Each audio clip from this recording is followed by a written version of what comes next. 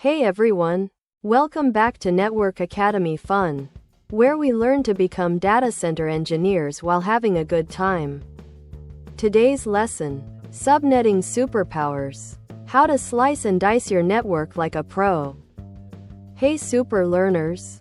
Today we're diving into subnetting. And trust me, it's not as scary as it sounds. Think of it as gaining the power to organize your network like a total pro. We're going to turn complex network sprawling into neat, tidy, and super efficient segments. Get ready to slice and dice your network like a digital chef. Imagine you live in a giant, open-plan house with hundreds of people. Chaos, right? Everyone talks to everyone. Security is a nightmare. And finding anything is impossible. That's kinda like one huge network. It's inefficient, slow, and a security risk.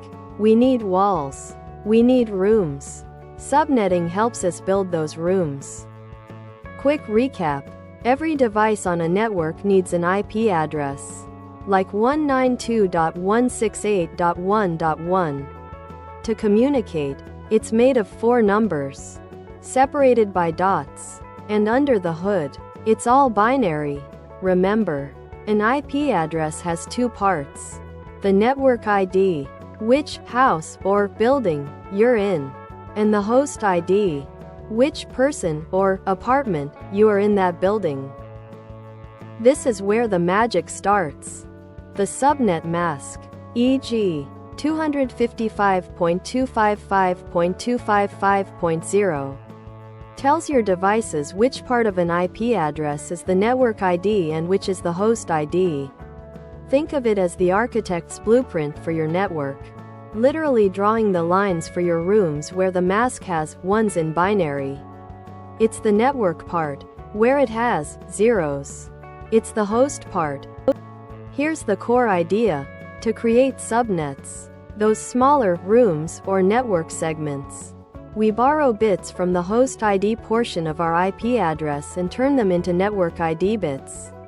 More ones in the subnet mask means more network segments, but fewer available IP addresses within each segment. It's like turning a big living room into 2 smaller ones. You gain a room, but each new room is a bit cozier. This is where the slicing happens. Instead of saying subnet mask 255.255.255.0, we often use CIDR notation, classless interdomain routing. It's just a slash followed by a number, like 24. That number tells you how many of those IP address bits are ones in the subnet mask from left to right. So, 24 means 24 bits are for the network ID, and the rest, 8 bits, are for the hosts. Super neat, super concise. Subnetting gives you amazing powers. Sparkles, efficiency, smaller broadcast domains mean less network traffic and chatter. Security, isolate sensitive devices, like servers, into their own secure rooms for better protection. Organization, group devices logically, servers, users, IoT, VoIP, for easier management. Scalability, make your network grow gracefully without total overhauls. It's all about making your network smarter, faster, and safer.